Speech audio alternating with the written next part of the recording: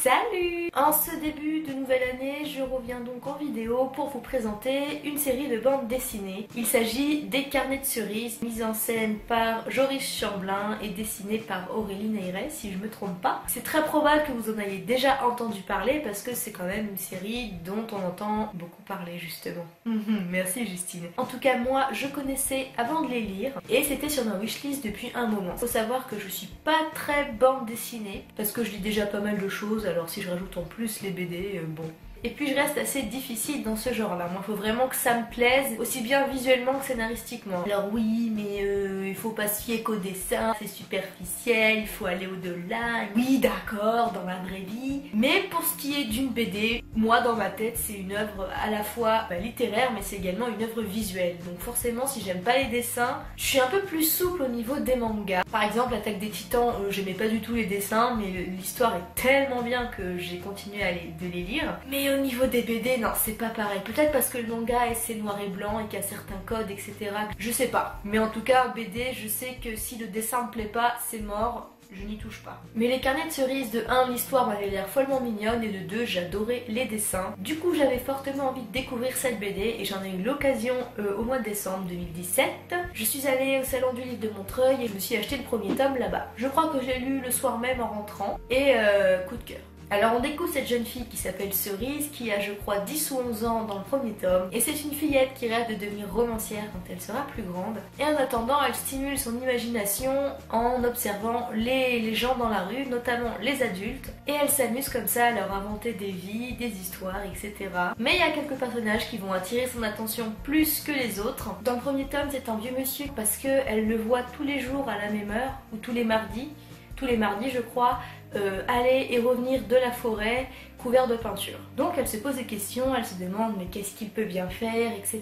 Elle a décidé d'en savoir plus à ce propos, petite curieuse comme elle est, et voit aussi comment démarre donc sa première aventure. Je m'attendais pas du tout, en fait je m'attendais à aimer cette BD quand je l'ai commencé, mais je m'attendais pas à aimer à ce point non plus, tu vois. Au fond, le Carnet de cerises, c'est une tranche de vie adorable et mignonne comme tout, mais il y a quand même de l'idée derrière et surtout beaucoup d'émotions. Et aussi quand même original au niveau du premier tome. Il y a vraiment eu une bonne idée autour de ce vieux monsieur et j'avais jamais lu un truc comme ça. Franchement, ça m'en a mis plein les yeux et plein le cœur également. Enfin, j'ai adoré ce premier tome. Du coup, le lendemain, mais vraiment le lendemain, je me suis acheté les tomes 2 et 3 en librairie. Et pour ce qui est des 2 derniers tomes, je les ai demandés en cadeau à Noël. Je les ai eu élus le jour même.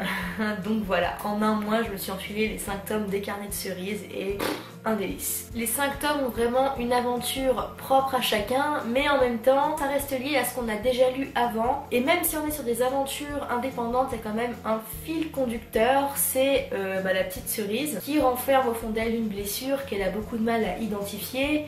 En même temps, elle est très jeune, donc c'est un peu normal. Et le tome 5, c'est là que tout sort. Pleurer. Déjà, la fin du tome 4, j'ai eu envie de pleurer, je me suis retenue comme j'ai pu parce qu'il y avait mes parents, ils se seraient posé des questions.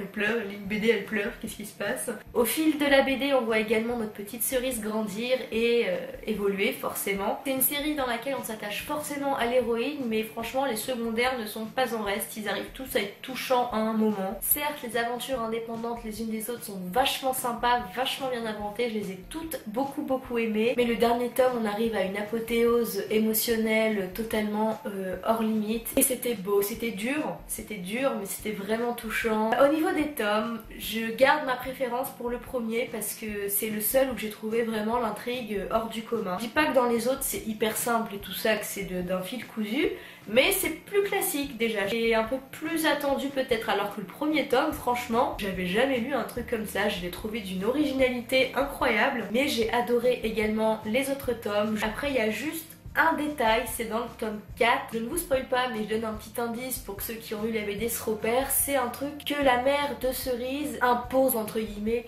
à sa fille et ça m'a pas plu. Autant j'ai réussi à comprendre la mère de Cerise dans ses sentiments parce que c'est vraiment bien amené par l'auteur, mais au point d'en être arrivé là, je trouvais ça dommage. Après c'est totalement personnel, hein. Moi je pense qu'il y a des gens qui pourraient trouver ça normal, mais moi je me mets à la place de Cerise et je sais qu'à sa place j'aurais pas du tout aimé ça. Après certes je ne suis pas maman, Donc peut-être que si j'étais maman j'aurais un autre point de vue sur ça. Mais j'ai quand même essayé de me mettre à la place de sa mère et comme je vous ai dit, je comprends ses sentiments, je la comprends en fait. Mais non, il n'y a rien à faire pour moi, il y a un couac, ça passe pas, c'est dommage. Peut-être que c'était nécessaire, hein, je sais pas, hein, je dis pas que j'ai raison de pas approuver ça, mais voilà, c'est juste personnel, non. Mais ça veut pas dire que j'ai pas aimé le tome 4, une fois encore j'ai aimé vraiment tous les tomes. En fait mes préférés c'est le 1 et le 5, donc celui qui démarre la saga et celui qui la clôture. Une mise en bouche merveilleuse et une fin absolument renversante d'émotions. Honnêtement c'est une série, j'aurais tellement aimé pour le coup avoir plus de tomes parce que il y avait de quoi faire quand même. Mais 5 tomes c'est pas trop peu non plus. Je me suis pas dit oh il manquait quelque chose, oh c'est allé trop vite. On reste pas sur notre fin, en tout cas moi ça n'a pas été mon cas. Un dernier petit mot sur les dessins, du coup je vous mettrai peut-être des planches en vidéo si j'en trouve, mais je les ai trouvées absolument superbes. J'aime bien le fait qu'on ait des extraits des carnets de cerises justement parfois. Ça rajoute vraiment quelque chose. Et même au-delà de ça, les cases bande dessinée elles-mêmes, j'aime vraiment beaucoup le dessin. Je trouve qu'il convient à merveille à l'histoire et à l'univers de la BD en tout cas. Et personnellement, le style me plaît beaucoup. Voilà. Je voulais vous faire une vidéo sur cette série de BD parce que je l'ai vraiment adorée. Je m'attendais à quelque chose de mignon tout plein, mais peut-être un peu enfantin, ou que je suis allée peut-être un peu passer au-delà. Mais en fait, pas du tout. J'ai été beaucoup touchée. J'ai pleuré pour le dernier tome. Et je sais que je suis pas la seule adulte à être passée par cette case-là. C'est une BD à mettre entre toutes les mains. Garçon, fille, petit, grand. Parce que le message est fort, le message est beau et je pense qu'à tout âge on peut être touché par cette histoire, par cette héroïne et tout simplement par cette bande dessinée en fait. C'est même un truc qui me revient à l'esprit de temps en temps quoi. Je suis là chez moi et puis tout d'un coup je me mets à penser au carnet de cerises. C'est vraiment une histoire qui m'a marquée. Et je les relirai avec plaisir encore et encore, en espérant qu'un jour on ait le droit, je sais pas moi, à un dessin animé ou même à une série télé. J'aimerais tellement. En tout cas c'est une des œuvres que j'ai préféré lire en 2017. Elle est même dans mon top manga BD. J'ai fait un petit top 3 en fait. De mes livres, de mes séries, de mes films vus cette année et les 3 qui m'ont marqué le plus à chaque fois. Ce sera publié sur mon site royaume-des-histoires.com. Je voulais faire une vidéo là-dessus à la base mais je l'ai tournée et non.